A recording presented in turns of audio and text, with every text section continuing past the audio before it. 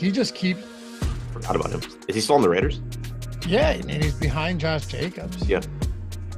I assume they figure something out eventually, but either way, it's still an injury away. And you have other backups that are going, like other backups in the same position behind workhorses going like 3 rounds before him. So Right. I don't really get it. What's going on, everybody? Welcome to the Stochastic.com MLB Strategy Show right here on a Tuesday morning, 14-game slate. Woo! Got a lot to talk about. Sometimes these actually go quicker, though, because some of the games you can kind of just filter out, at least in the, elementary process of doing some analysis here. But we're going to hit on every single one of them for you. Happy to have you guys with us. I'm Dave Loughran at Lafayette_D, joined by Adam Scherer. Ship My Money DFS on the Twitters. What's up, brother? How's it going? Looking forward to hopefully doing better than yesterday. Yeah, you had told me Josh had a sweat that just got steamrolled late in the night. Yeah, I mean, he still got third, but brutal 90K swing for him after he had gone to bed. He went to bed. Yeah, he went to bed. He messaged me. He was like, "Yeah, I'm gonna set an alarm for like 2 hours from now. I don't want to sweat Logan Gilbert start." And and I'm just watching, and I'm like, "Oh, well, you're gonna get caught by Pivetta." Well, I thought he was gonna get caught by Canning, and then he ended up not. And then I'm like, "Oh, wow, he's actually gonna win." And then Pivetta gets there, and then Ohtani's coming up, and it's like, "Okay, well, he's gonna homer here," and he homers. Oh my God. Just everything that could go wrong at the end went wrong. Yep. But I mean, hey, 10K is better than nothing, but not. Yeah. I mean, I lost several hundred, so I'll take. I would still switch spots. Yeah. Oh, sure. It's just the pain of knowing that you were very, very, very live. And for him, like I said to him, I don't know which is worse because like I am really bad about going to sleep if I have good teams, so I just always see it plummet. But like he went to sleep thinking he legitimately was going to wake up to 100K, and then he wakes up to 90K less than that. Dude, waking up and then just like the first thing you do is you look at the bankroll. Right. I think the first thing he did was he looked at the Mariners game. He saw Gilbert got the win, and he was like, "Oh, I'm good." And then he wasn't good. You think he went like box scores first? He told me he did. Oh, and then saw Pivetta.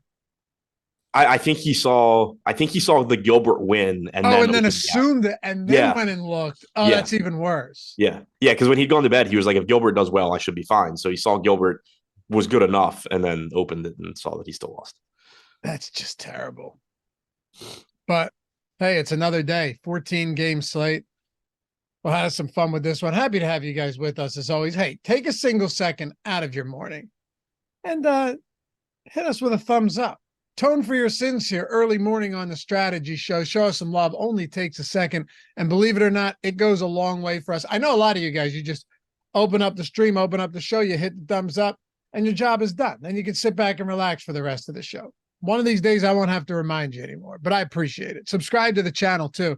Hit us with that old subscribe. And remember, all of our stuff, podcasts, man, everything in podcast form. You know that, right? So if you're on like Apple Podcasts or Spotify, whatever it is, you can listen to all this stuff in podcasts, especially like I have YouTube Premium, so it's unnecessary in some spots because I can just close my phone.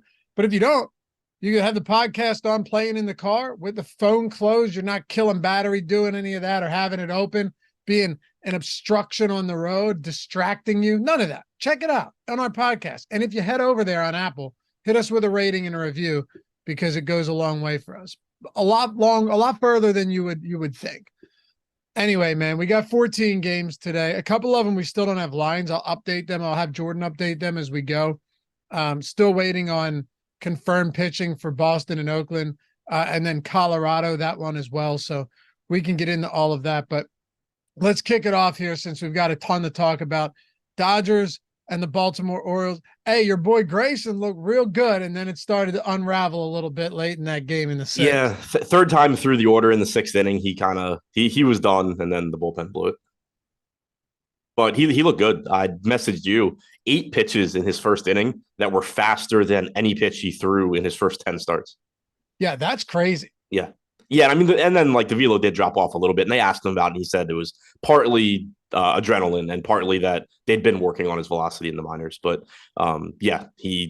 it was crazy. He looked really good for the most part. Yeah, I mean, look, it's encouraging, at least based off of the other stuff that we've seen from him this season. So, yeah, could have been worse. Also, Yeah, really yeah. tough matchup, like we talked about. But let's Right. get Yeah. I mean, into it's not like it's a knock when you struggle the third time you face Betts, Freeman, Smith. exactly. Yeah, we got ownership updated. We got the top stacks tool, the top pitchers tool, all of that stuff. We are in business. We're talking Dodgers and Baltimore Orioles to kick this slate off again. The only game at the 6 o'clock hour, I think 6:40 is Philly today. So I think Philly, Milwaukee. So we got 14 other games.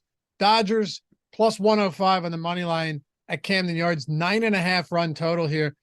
Michael Grove, Tyler Wells. I mean, really, the first question before we dive into any bats is, are you looking to any pitching in this game at all, particularly with a total creeping up towards 10? Probably not. I mean, Wells has been solid this year, but he is due for some regression. He does have good strikeout stuff, but he's 9,400. Really tough matchup with the Dodgers. It's going to be 90 degrees again in Baltimore, and just no real reason to get to him very often. Michael Grove on the other side is cheap at 5,700, but a near 5 implied run total for the O's. Don't really see any reason to get there either. What about the bats here? I mean, like you said, Wells has been good, and then Grove is somebody that you're not exactly, you don't look at Michael Grove and go, yeah, this guy can't ever play any bats against him. He coughed up 4 homers not that long ago in a single game. He's settled down in a few of them, but he's still, a subpar pitcher right now, throwing from the right side. What do you think about these Baltimore bats today at home? Yeah, I mean, I really like the O's here. A near 5 implied run total, a lot of left-handed power in Camden Yards. Grove has struggled with lefties this year so far. Not a huge sample, but 240 expected ISO, 241 actual ISO, 401 expected WOBA, 434 actual WOBA. We say it a lot. This Orioles team is built to play in this park. It plays up left-handed power. Henderson, Rutschman, Santander, O'Hearn, Hicks, Kowser, Frazier, all from the left side.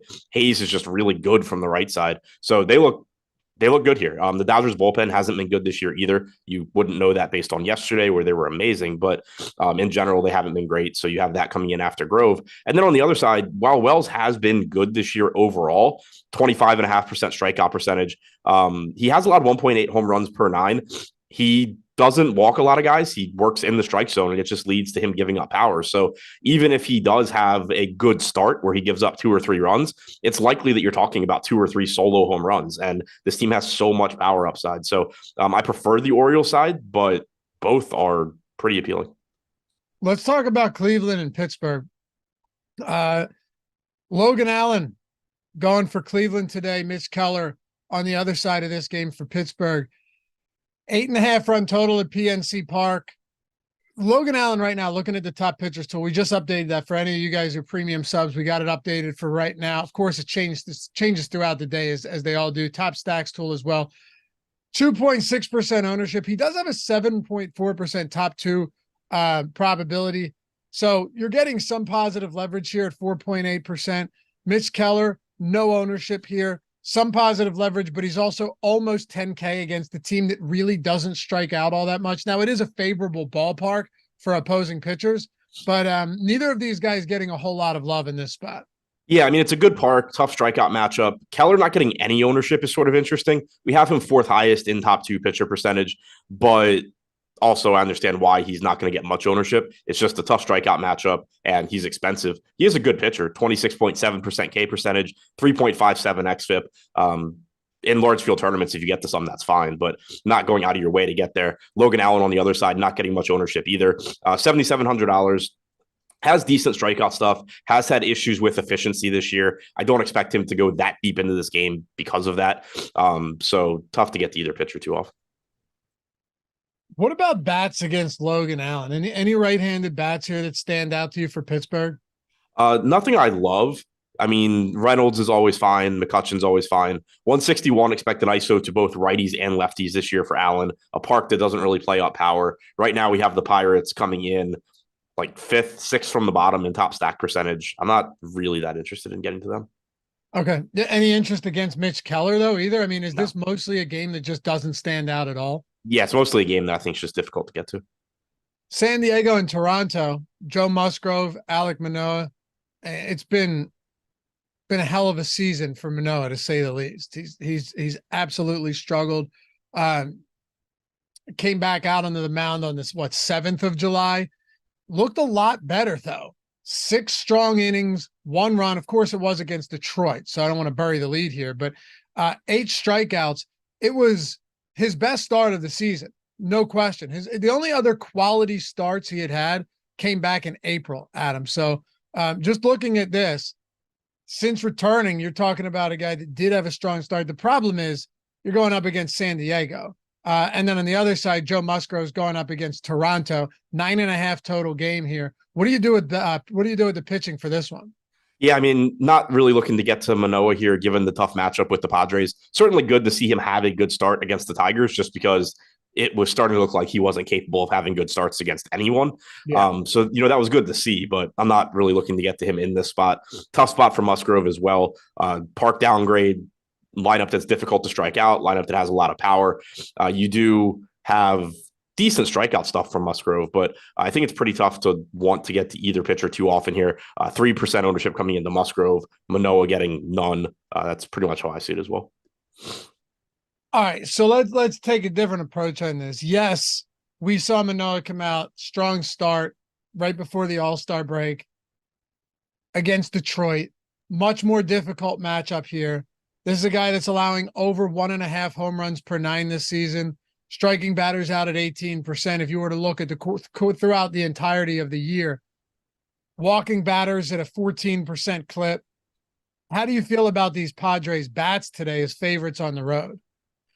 I think they look pretty good here. There's certainly the risk that Manoah is just going to be back to being a solid pitcher. But even if we knew this is the Manoah of last year, it's not like you would never play these Padres bats against him. They just have so much power and they're in a good park. And then you still have the huge question marks of Manoah's been awful for most of this season. Padres rather, right now, 4th in top stack percentage. Now, there are 3 teams very clearly at the top. Well, there's one team very clearly at the top, 2 teams that are in their own second tier, and then everybody else is basically very similar. The Padres are at the top of that 3rd tier, 4.5% chance of being the top stack, 6% ownership. But you do have a lot of power here, and you do have a pitcher that has struggled all season long. And as far as Toronto bats go, I mean, Joe Musgrove is not allowing a lot of power and expected power either. 126 x ISO against lefties, 101 x ISO against righties. None of these numbers. 283 expected WOBA versus righties, 271 WOBA and 269 expected WOBA against lefties. So from both sides of the plate, Joe Musgrove has done a really solid job of both limiting power and production. Yeah, he has. I think if you're going to Toronto here, it's just because Toronto's offense is really good, and obviously they can get done against anybody. Musgrove's strikeout percentage against righties this year is about 5.5 points lower than against lefties, but he's just not giving up anything. Like you said, 101 expected ISO, 283 expected WOBA. A little surprised that you have a near 4.8 implied run total here for the Blue Jays, but it is a really good offense. They're not that expensive. You have 3 guys, 5K or more, but other than that, they're pretty cheap.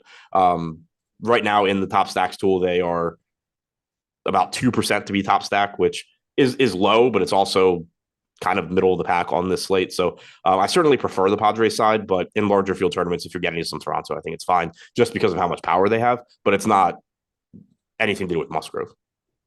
You have Google Earth on your phone? No. Really? You've never just popped on the Google Earth and kind of surfed around the world and saw what kind of cool stuff was out there? No. Oh, you're missing out, dude. You're missing out. I zoomed in Street View Photosphere on some wild Chinese water park yesterday. And then I fell into this rabbit hole and I read about the history of Mongolia for 2 hours before I went to bed. Sounds fascinating. It was so sick. I'm telling you, man, Genghis Khan. But then I went even further. I'm looking at 1930s, how they were basically just a puppet state for the Soviet Union. And then they just killed all of the Buddhist monks in Mongolia because they didn't want religion. Take a little ride around Google Earth, see what you find, and then look it up one day. I'm telling you, you might find it fascinating. I consider myself a foremost expert on Mongolia after 2 hours. I'm telling you, man. Let's go surf around some of the slums in India. I went to North Korea, but you can't really see anything there because I don't think they allow the Google cars to come around. Did you see that a U.S. soldier just defected to North Korea? Yeah, what happened there? I don't know. The only thing I haven't looked into it. All I could tell from like the headline was that he just like ran across the border into North Korea.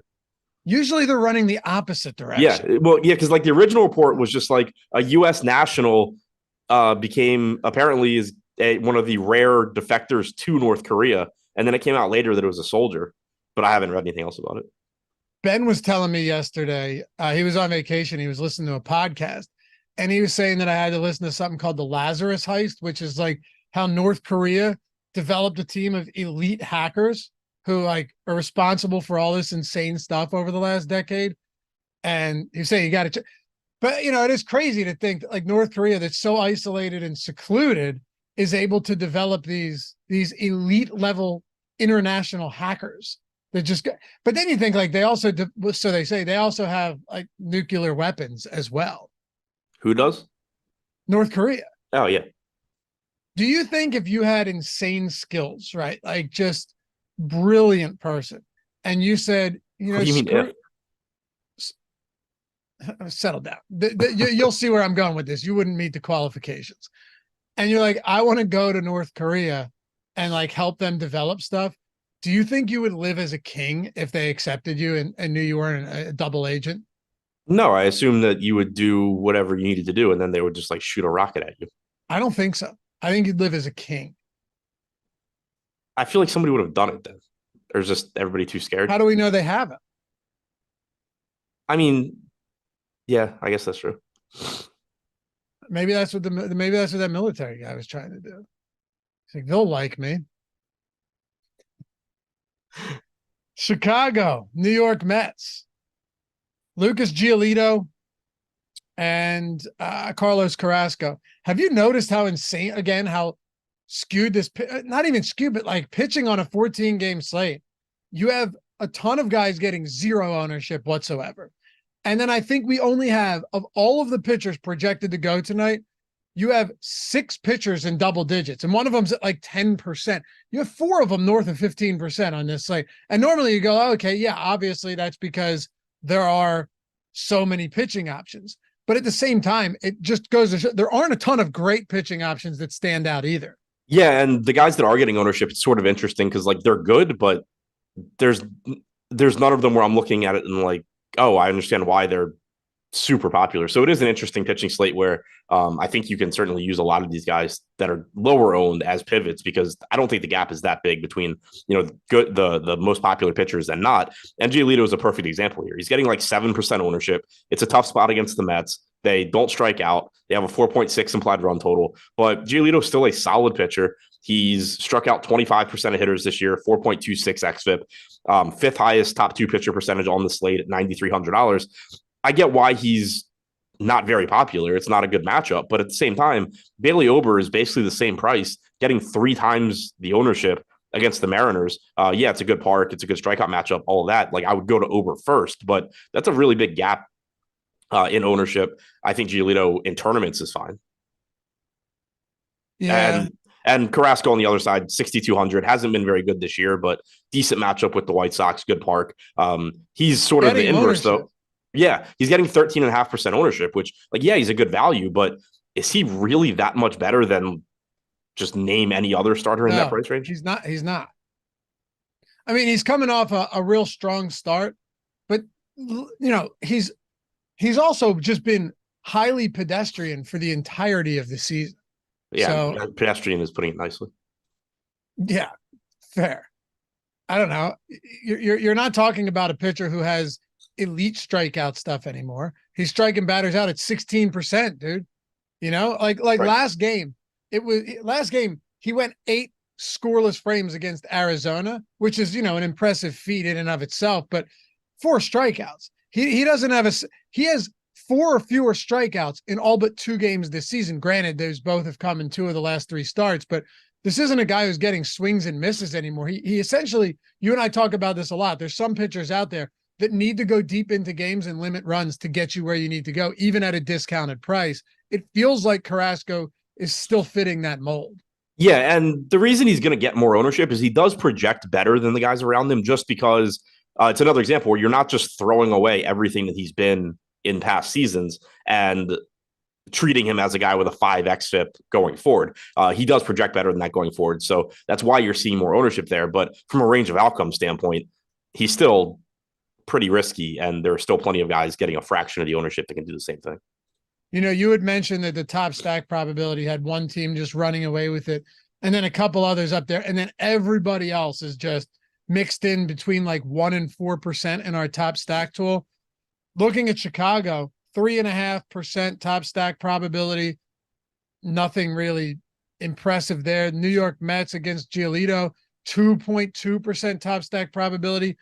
Is there any reason to say, you know what, it's a huge slate, there's only a couple stacks that really pop off the page, I'll get to some of this? Or is this a game where bats are more of an afterthought for you? I think they're both decent low-owned stacks in your large field tournaments. You know, like once again on DraftKings tonight, we have the 100K to first, I think 25K to second type structure.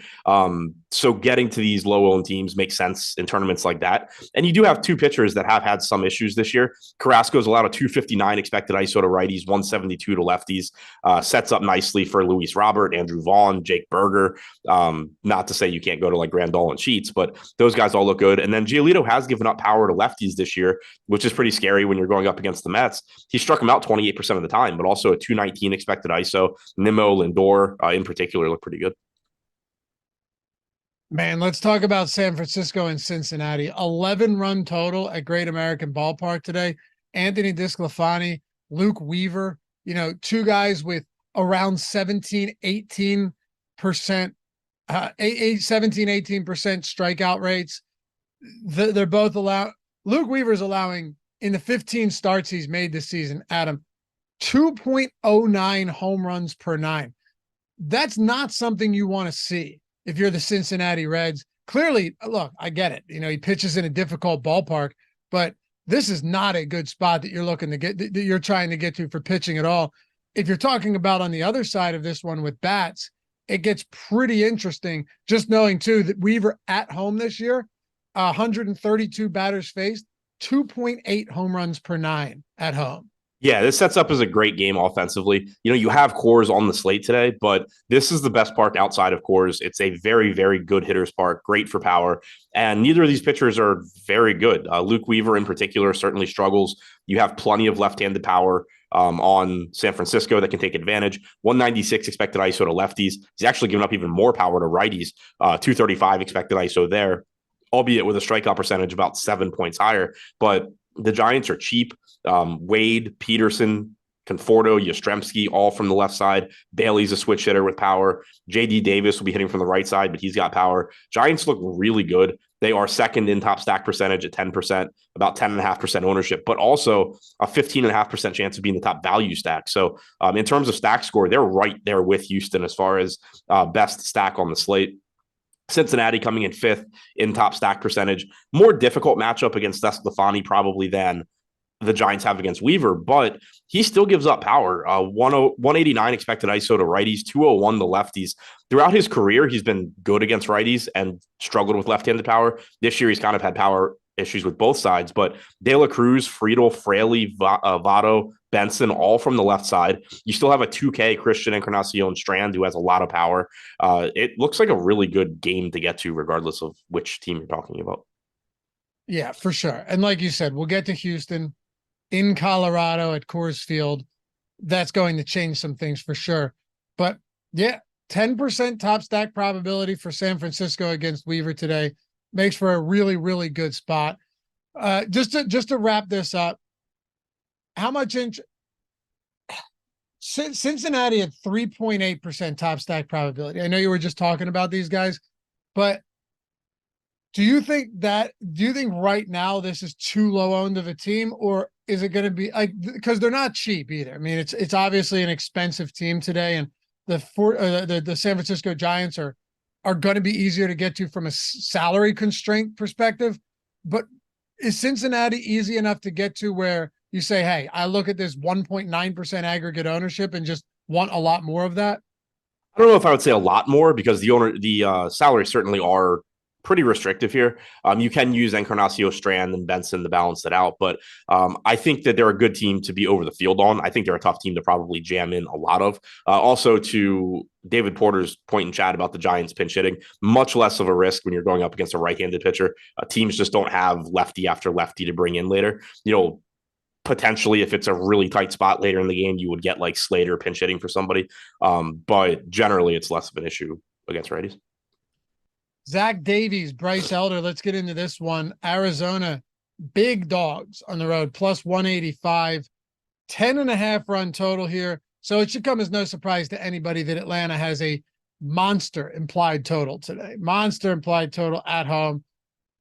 I know you're not getting the Zach Davies, or at least I can imagine you're not getting the much Zach Davies. How much Atlanta do you intend on getting to, or would you like to get to in this spot against him? Yeah, I'd like to get to a lot of the Braves. They've been a team that, for whatever reason this year, them and the Orioles, like I like them every slate, and they just never end up in my lineups, which has, in the case of the Braves, really not been fun. But good enough spot against Davies. He's not an absolutely horrible pitcher in terms of preventing runs, but he's certainly not good. 4.65 xFIP, 18.9% strikeout percentage, and the Braves just have so much power that it doesn't. Like they're a great stack against anybody, and now you're getting an average to below average pitcher in Davies.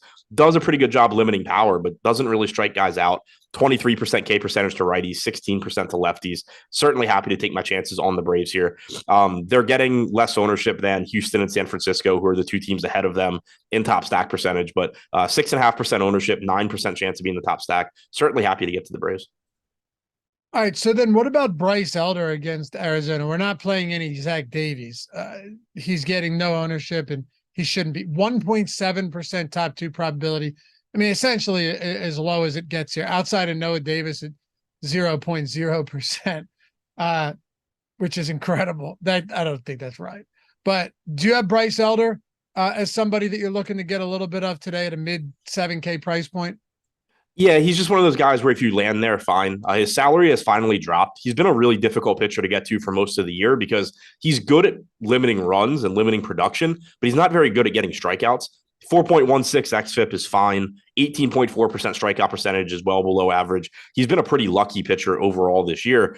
And as a result, you were seeing him be priced around, like 9K or 9,500 for a guy that just isn't that good. The price tag has come back down now. Now it is still a tough matchup against the Diamondbacks. They don't strike out a ton. They have plenty of good hitters in this lineup. So I'm not going out of my way trying to get a lot of Elder, but at that price tag, he's just going to show up in lineups here and there. By the way, guys, you hear us talking about the top stacks tool and top pitchers tool, all that stuff, ownership, top hitters tool. And in other shows, you might hear about all of the MMA tools, the NASCAR, the PGA tools. I know we had the Live Before Lock of the strategy show for PGA yesterday for this coming Thursday. All of that stuff, 50% off. If you go into the description, and Jordan can throw this in the chat as well. If you go into the description, you'll see it right there. 50% off any weekly stochastic premium sub. I will tell you this, though. It is monthly as well. It says weekly. It is monthly as well. So if you're like, hey, I got some time until NFL rolls around, but I love this stuff, and I've been playing a lot of baseball, but I'd like to improve my game. I'd like to use the preeminent tools and the best tools in the industry and get it, an inside look at everything that these guys are discussing every day. It's 50% off. You could do a week of just baseball or a month, or you could do a week of everything, like all of our sports, stochastic plus platinum across the board. And you could do a month of that. You want to get the Fantasy Cruncher add-on, go for it. Or the lineup generator that, recently we had a lot of huge winners using a lineup generator that they paid $4.94 for the first week, half off. That's down there too. MLB lineup generator, less than $4.50 for your first week. You can do that. If you get everything, though, the 50% off of like weekly or monthly, the lineup generator is included with that. But if you just wanted to say, hey, saw that guy won 10K, that guy won 50K, 15K, that other guy, what was it, right before the All-Star break, took down 35K and then 3,500 and then 5K with the lineup generator. And the guy's like, hey, I actually think I'm going to keep this, which I would hope so after those type of wins. That's less than $450 for the first week. You can lock lineups or lock players in. You can swap players out. And it's what it is, the lineup generator. It's just removing all of the bad lineups and giving you the best lineups after simulating them thousands of times. You can see the ownership, how chalky or contrarian it is. You can see the projection, whether it's, the optimal projection, all of that stuff. You can save as many lineups as you want, discard the ones you don't like, upload them straight to CSV to throw them into DraftKings or FanDuel, and it's optimized for mobile. So if you're at home, you're running late, you don't have a lot of time, you pull up your phone, you find the lineups you like best, and you throw them straight in, less than $4.50. So simple enough. We got something for everybody. Whether you want to spend a little more, get all of the tools, get the Fantasy Cruncher add-on and the lineup generators included, or just go a la carte. Lineup generator $4.48 for the first week. Everything in chat and in the description. And if you ever have any questions, you can hit me up on Twitter. My DMs are open. All right, so let's go to all the screenshots up there. Nice work, Jordan. I forgot about those. Few big wins with the lineup generator recently. That's I can't wait till football. Because Adam, remember last year at the end of the season, we got the showdown lineup generator for NFL, where you can actually set like your predicted outcome or flow of the game, which is a really cool feature. You remember that? No. Yeah, you could I believe you though.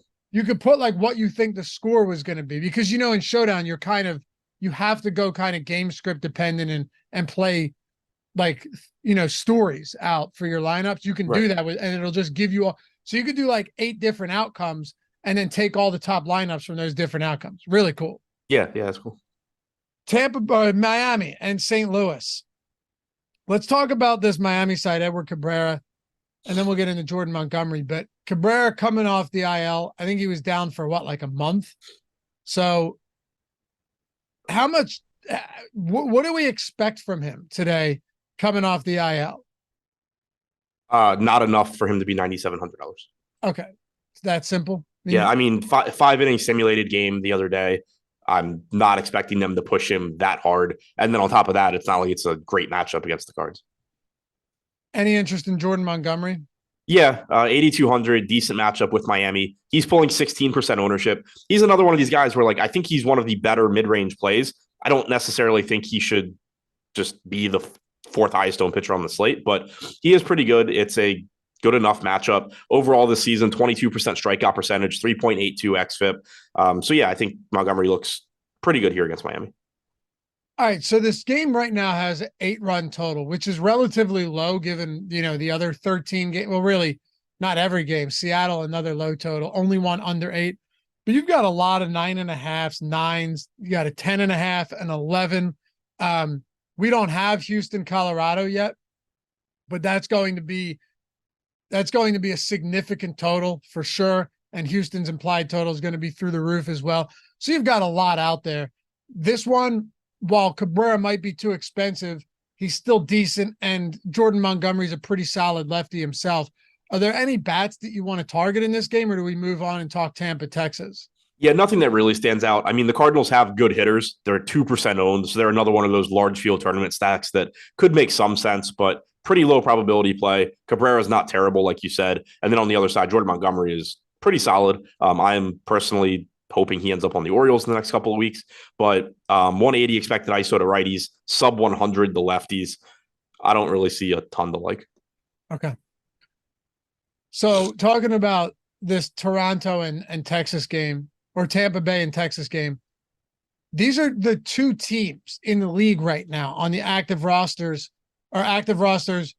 number 1 and 2 in WRC plus versus right-handed pitching. Taj Bradley's got good stuff. There's no doubt about that. Homers have been a bit of an issue, but he's striking batters out at 30% on the season. It's not an easy matchup, though. Eovaldi on the other side of this game going up against a good Tampa offense. 2 really good pitchers with quality upside. But and by the way, Eovaldi is pulling 18% at 10.3, so we can talk about that. Taj Bradley's getting around 10% at 7.3. That price tag is really low on him, given that he does have the strikeout upside. But they are difficult matchups on both ends of this one as well. Yeah, difficult matchups on both sides. I am interested in the lack of ownership coming into Bradley, given that he is just $7,300. We have him 6th highest in top 2 pitcher percentage, about the same as Giolito at $2K less, getting 9% ownership. It is a very tough matchup with Texas, but you just don't have a lot of good pitching on this slate, period. And then of the good pitchers you do have, you don't have many guys in good spots. So that sort of makes it a little bit less important that Bradley's in a tough spot. And that price tag is just really cheap for the strikeout upside he gives you. 29.7% strikeout percentage, 3.35 xFIP so far this year. So pretty interesting tournament play there. And then Eovaldi is sort of the opposite, where he's getting the ownership, and it makes sense because he's good, 24% strikeout percentage, 3.65 xFIP. But like, why is a 10-3 Eovaldi against Tampa one of the spots the field is deciding to flock to instead of like any of the other cheaper risky spots? Maybe because on the surface, Bradley hasn't looked like he's been good, but you mentioned like 5.43 ERA, 3.35 xFIP, 348 BABIP, 65% left on base percentage. Like that's got to work in his favor eventually. Oh yeah, he's been much, much better than his actual numbers. Like all of these numbers suggest some positive regression here. 7,300 is a pretty cheap price point. Of course, he could just go out there because 3 starts in a row he struggled. He could go out there and just get knocked around again. But yeah, 73 is cheap. What about just a little bit longer on Eovaldi? At 10-3, where today's pitchers, you have how many expensive ones? One guy above 10,000, it's Nathan Eovaldi, and then a few guys in the 9K range, many of which we don't want to play. How much Eovaldi do you intend on getting to? Probably, my guess is I end up a little bit less than the field, but it's a weird spot. He's the second highest projected pitcher on the slate right now, but he's also, like you said, he's the most expensive. It's a tough spot. If you're just telling me that he's going to be twice as popular so he's going to be like, we have Mitch Keller at no ownership. Let's call it, 5% for Mitch Keller even. So let's say 3 times as popular as Keller, double the ownership of Giolito. I just don't really get it. Like, I think they're pretty comparable. They're all good pitchers in relatively difficult matchups. So yeah, I mean, like, Eovaldi's one of the better pitchers on the slate. It's just, I don't think he's that much better than a lot of other guys that are getting less ownership. Any bats here? Like, do we look to some Texas against Taj Gibson, who has had some power troubles? If you do, I think it's just another large field tournament spot where you're just banking on the talent of the Rangers or of the Rays, because it is a difficult matchup for both sides, but they do both have tons of power as well. Yeah. The only thing here is it's like Gibson, we both think is or Bradley. I always go to the Taj Gibson, always with this guy. Taj Bradley is better than he's been, and Texas bats are wildly expensive. So if you're getting there, it's like it's a tough spot to get to at those salaries. Yeah, Texas is a tough 5-man stack even against bad pitching, just because of the pricing. I think the way that I would probably end up utilizing Texas is more so getting to a cheaper 5-man stack and then having, an Adolis Garcia one-off or Josh Young or Corey Seager, whoever it may be, as opposed to trying to get all 5 of those guys together. Jameson Taillon, toe in the rubber today for Chicago, going up against Washington. They've got Patrick Corbin on the mound. So I guess the question here is, how much Jameson Taillon do you look to get to? He is 11% owned. Right now we have him as the 6th highest pitcher. Some negative leverage here, only 7% top 2 probability in the top pitchers tool, minus 3% leverage. Is this a spot that you land on at 6,800? And it does speak to what you were talking about with some of these other guys in this price range getting no ownership at all. Yeah, so he's fine. I think the 10% makes sense just given the $6,800 price tag. The thing that concerns me here is Taillon's had massive splits this year. So he's coming off a really good start against the Yankees last time out. And I remember talking about that game and saying, is it Williams over Corbin? Sorry. I think so, yeah. I think it is. Earlier I was showing Corbin when I put it in there on DraftKings Sportsbook. Anyway, go ahead. Yeah, so last start for Taillon, he had a really good start against the Yankees, but that was one where I remember saying if he's ever going to put together a big start, it was like the perfect spot for it because you had the Yankees just running out a bunch of right-handed hitters. Here you have a pretty weak Nats lineup, but you're likely to have a predominantly left-handed lineup with Abrams, Candelario, Smith, Ruiz, Dickerson, Garcia, all hitting from the left side. Only a 16% strikeout percentage and 329 expected ISO, 423 expected WOBA to lefties this year, compared to a 298 expected WOBA and a 22% strikeout percentage to righties. So the splits have been drastic for Taillon. I still think he's underpriced just from a projection standpoint, but this spot does scare me a little bit. Yeah. Dave Carroll said, I'm always reading rabbit hole history. It's crazy for Mongolia. 1 in every 200 people can trace lineage to Genghis Khan. I thought that was 1 in every 200 people in the world. Yeah, it's not Mongolia, dude. It's the population of the world is 1 every 200. But crazy stuff. I don't know, man. I think Genghis Khan may have swung both ways. Adam, you're muted. Yeah, what are you talking about? He would sleep in the same bed with his best friend that he called his blood brother, and they became so close that Genghis Khan's own wife and mother became so filled with envy that they I can't even tell if you're making this up or not. I'm dead serious that they started throwing rumors around about his friend, Jabuka, I think his name was. And then this guy, they have a falling out. So he comes and attacks Genghis Khan's tribe. Genghis Khan goes and just obliterates his. All right. They get, and then this guy's tribe, Jabuka, I think his name was, they deliver him to Genghis Khan because they're like, look, we don't want any more of this.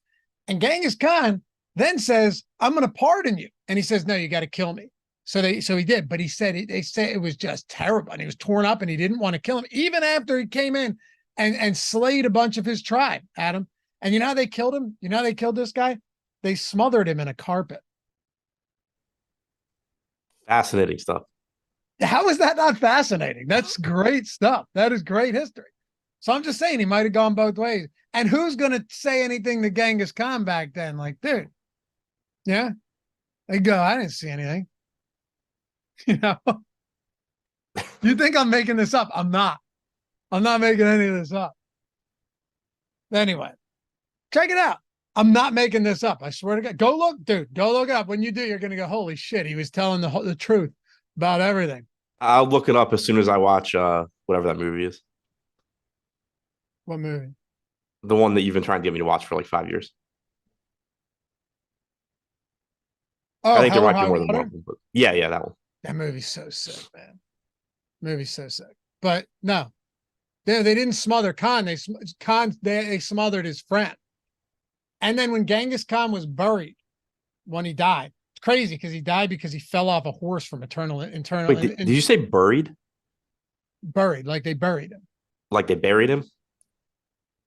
Yeah, well, if you want to spell it like something you'd find that they'd pick off a tree, go for it. But I pronounce things the way they look, Adam, and they bury. And then what they would burn, they didn't want anything being defiled. So the people would go out and bury him.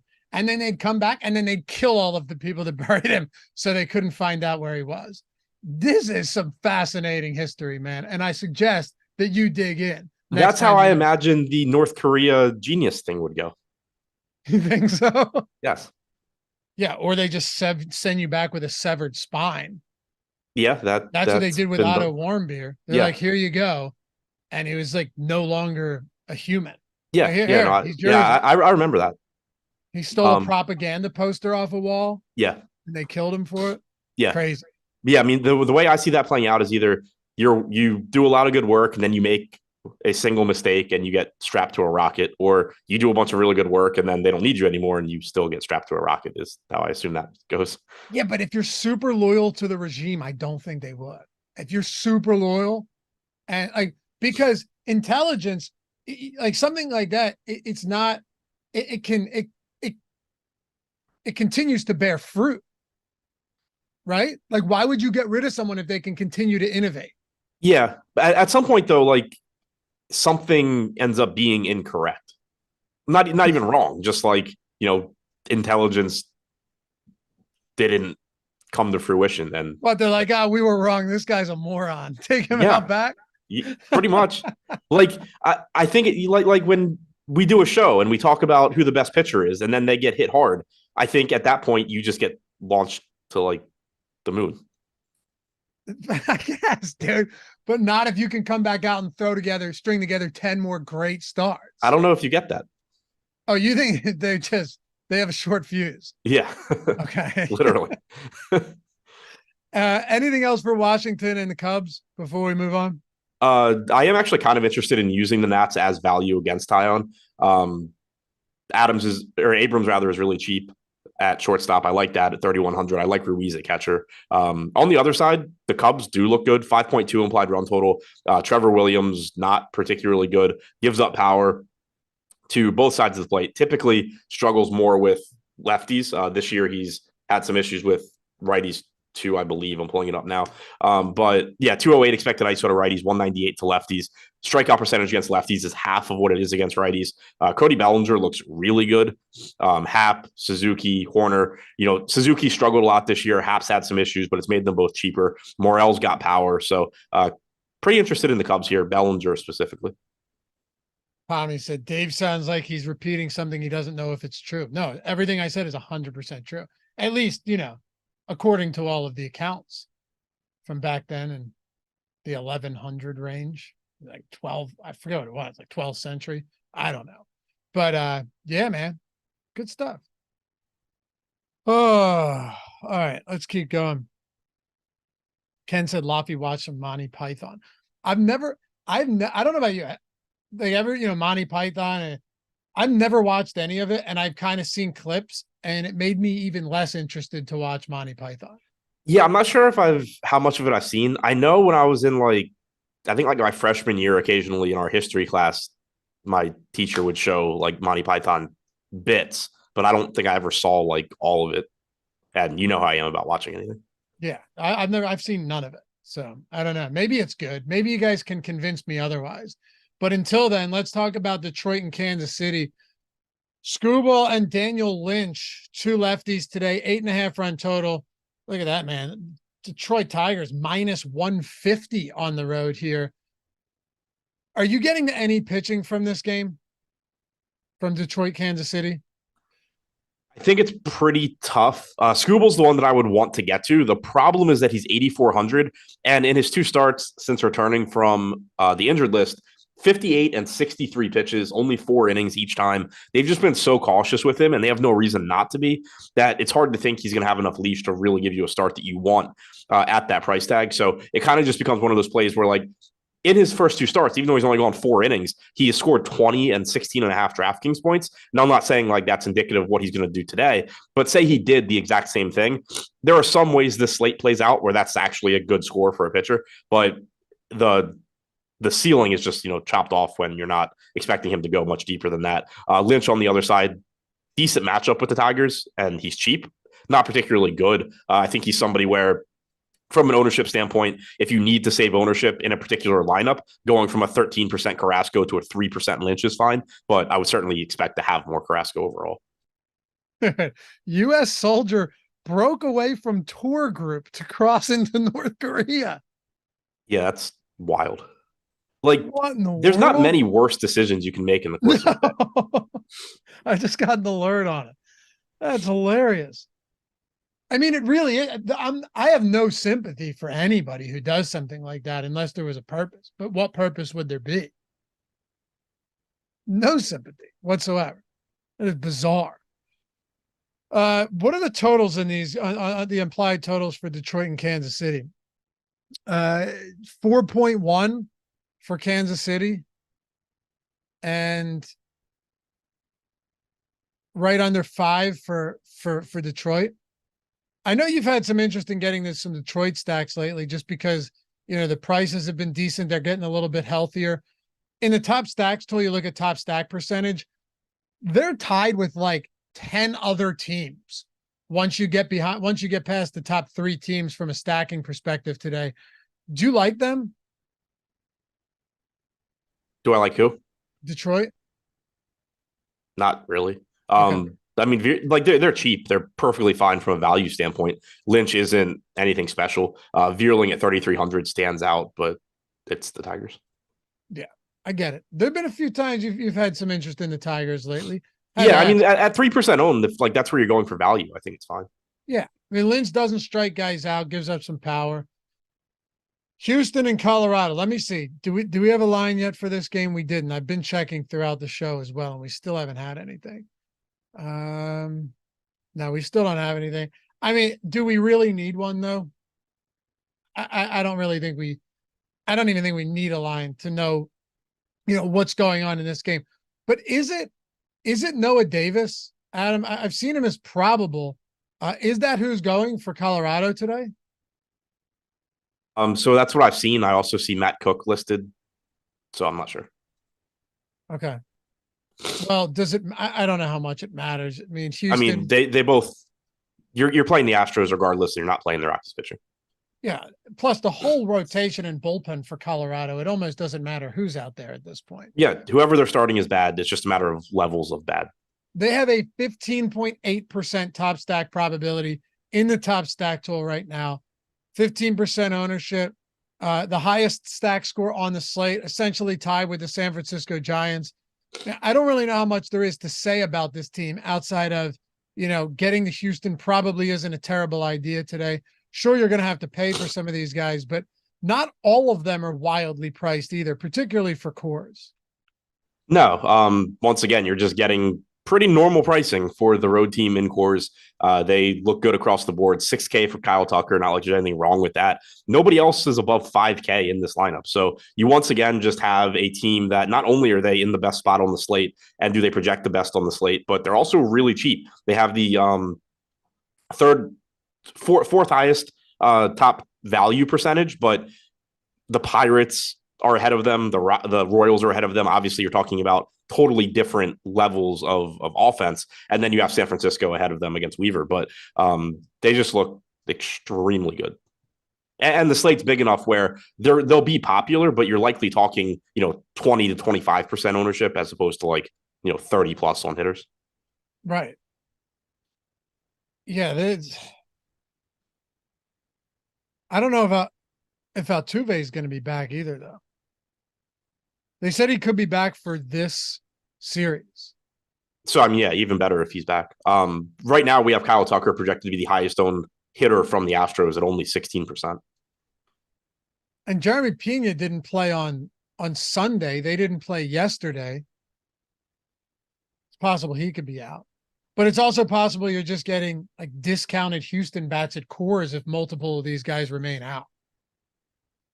Right? You just have cheaper Houston bats in a good matchup in the best park in the league. So really a win-win there. Any interest in Houston bats today against Brown? Or, I'm sorry, Colorado bats against Brown?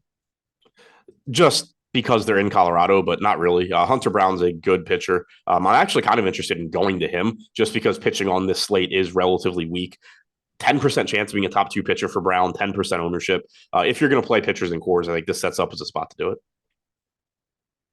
All right. You said pretty sure the border is extremely militarized. Yeah, it is. Haven't you ever seen how they stand on their borders? I was responding to 1-2 saying, kind of making it sound like you could just accidentally fall into North Korea. Right. They have soldiers in North Korea on the border facing each other. Right. So neither of that. So if one of them tries to defect, you're talking about their own soldiers. If one of them tries to defect, he gets shot by the other one watching him. It's insane. What a wild place. But maybe it's easier to get in than it is to get out because they don't really expect many people to get in. But you'd still think they want to protect their border. Yeah, I'm with you. Sounds odd. It's an interesting story. I will be doing some digging later in the day. New York and LA, we good to move on? To Josh Gillen's point about Noah Davis, he's pitched 5 games. It really does not matter at all. Yankees -110. So evenly matched game here. 9-run total in this one between the Yankees and the Angels. Domingo Germán, Patrick Sandoval. All right. So let's talk a little bit here about the pitching matchup. Sandoval getting around 4% ownership, slight positive leverage in the pitcher's tool. You're going to see that with a lot of these guys today. Domingo Germán, 7% ownership, 6% top 2 probability. Any interest in getting to these guys? 8,700 on Domingo Germán and Sandoval 7,500. So another one of those mid-range price points today. Yeah, either one, again, it's fine if you just land on them here and there, but dangerous spot or Dangerous Park. Tough matchup for Herman, a lot of power on the Angels. Yankees lineup is not very good. Sandoval hasn't been good at getting strikeouts this year, but you expect those numbers to come up just based on what he's done throughout his career. And he has still been good at limiting power. 151 expected ISO to righties, sub 100 to lefties. You'll get a predominantly right-handed lineup, but I'm a little surprised Sandoval's not pulling more than like 4% ownership at 7,500. Do you like bats here? Sort of. Herman, obviously, boomer bust. But Shohei Ohtani always looks great. Moniak. Neto left yesterday's game early, but if he's back, he's cheap leading off. Taylor Ward's cheap. The lineup's just really cheap for the Angels against Herman. So more interested in that side. All right. Those allergies kicking your ass this morning, huh? It's not been a good time. What? I said, yeah, it's not been a good time. All right, well, I'll get you through this. Don't worry. I noticed. I've been trying to speed it up for you a little bit here. I cut down on the Mongolian history list. I'm glad that whether or not Genghis Khan goes both ways is you cutting it down. You can't tell me you're not interested in this stuff. You don't have to admit it, but I think there's a piece here that's gonna next time you're at the bar be like, "Did you know?" All right, I'll stop. I'll get through this for you. Don't worry. Boston and Oakland, 9-run total. Boston minus 190 on the road. Are we looking at two opening pitcher and relief pitcher or bulk pitcher type situations here today for Boston and Oakland? Medina again. Yeah, not sure what Oakland's going to be. It looks like Medina for Oakland. It does look like an opener for Boston, most likely. Okay. Well, I don't think we probably get to a lot of pitching in this game. How interested should we be in these Boston bats today? Pulling up the top stack tool and looking at this, they look pretty good. You know, one of the higher stack scores. Of course, everything's skewed towards the top few. Like they have the fourth highest top stack score, but it's way behind Houston and San Francisco, and it's tied for third essentially. So, I mean, Boston looks good. It's just, how much do you like them compared to all of the sea of other teams that are basically all grading out the same behind Houston and San Francisco? Yeah, I think it's tough to really love the Red Sox here just because of the park. You have all these teams in good spots, good hitting weather, good parks, and then you get the Red Sox in 60-degree weather in Oakland. Medina's not any good. So, clearly the Red Sox are a good stack, but when you start comparing them to Houston, San Francisco, Atlanta, the Reds, the Orioles, the Dodgers, like it's just really tough for me to want to get to the Red Sox over those teams. Any Oakland interest, even though we don't necessarily know who the long reliever is going to be? No, I mean, same issues as for the Red Sox, except with really bad hitters. Let's wrap this one up. Before we do, though, guys, two things. We're 4 likes away from 300. So there's got to be 40 out there who can show us some love. One other thing. See that back there? Caesar Sportsbook?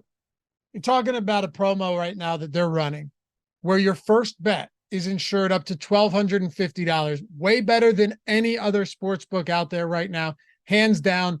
And, when I signed up at Caesars, I did so honestly because on DraftKings, so on FanDuel, BetMGM said no more on player props. Same with Bet Rivers and PointsBet lets you bet for like 2 days, which you should still take advantage of because you're still going to get the promos. Caesars is not quick to limit, number one. Number two, they've got the best promo out there. If you're a sports bettor, or even if you're not, but you want to take advantage of opportunities that can provide you with more money than you have right now, Caesar Sportsbook, link in the description and in chat. Great sportsbook, amazing promo right now. And all you got to do is click that, sign up, deposit however much you want. It doesn't matter. Your first bet is insured up to $1,250, which means if you lose, you get all of that back after that loss, or you win, and you've just built your bankroll up significantly with much less risk than you would anywhere else. So whether you're a sports bettor or not, and if you are, you should be on every book possible to exploit all these promos and take advantage of the best odds, shop around, get the best odds. Caesar Sportsbook's one of the best places to do so right now. Link in the description and in chat. $1,250 first bet insurance over at Caesars. Get in, even if you only have 100 to put down, you're still insuring that first bet up to whatever you have, to whatever you deposit. Link in the description and in chat. Check it out. And come use all of our free tools for betting as well if you haven't done so yet. Must be 21 years or older to gamble. If you or someone you know has a gambling problem, please call or text 1-800-GAMBLER. Let's wrap this one up. Minnesota. Red Skittles about to put 1250 on a Candelario homer.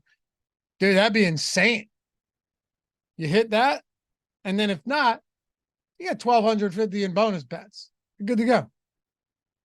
KJ, only 100 to put. Okay, so only 20 to put down. Doesn't matter. Like, it could be $10. It's still insured. All right, let's talk about Minnesota and Seattle here, Adam. 7.5 run total, lowest on the slate. Do you like, well, I want to start with Bailey over because we're going to get to Woo. He's insanely owned right now, 42%. But both guys, 42 and 23% to Woo and Ober respectively. The two highest owned pitchers are both coming from the exact same game today, and it's the last one we'll talk about. What do you want to do here? Pretty similar to last night, where it's just a slate where you have a ton of good hitting weather, good hitting parks, and then you get the best pitchers park in baseball with two quality pitchers going. So you're going to get a lot of ownership coming in again. Ober at 9,100 certainly makes a lot of sense. Seattle's active roster against right-handed pitching this year has about a 25% strikeout percentage, 101 WRC plus. Ober, not a bad pitcher, 24.5% K percentage so far this season, 4.33 xFIP, but again, it gets a nice park in Seattle as well. So certainly understand the 23% ownership coming into him. Woo on the other side is a little bit more interesting. He's got a 30% strikeout percentage this year. He has the highest strikeout percentage on the slate, 3.29 xFIP. He's only $7,900. He's facing a team that strikes out like 28% of the time against right-handed pitching. All of that is good. All of that's why he's getting ownership. My only concern is that the Mariners haven't been having him throw a ton of pitches.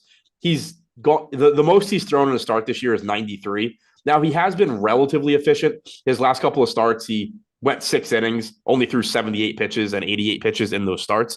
So my concern is just, if, exactly how many pitches are they going to allow him to throw? They've also said that they are going to limit him down the stretch, but it sounds more like they're going to go with shutting him down at some point as opposed to, 3 inning starts or anything like that. So I still think that you're looking at basically the same workload you were before the break, but it's still, 5-6 innings and then probably getting out of there. But on this slate, I still think that makes him one of the better plays. To wrap this one up, and hey, appreciate you guys getting us over 100 likes here.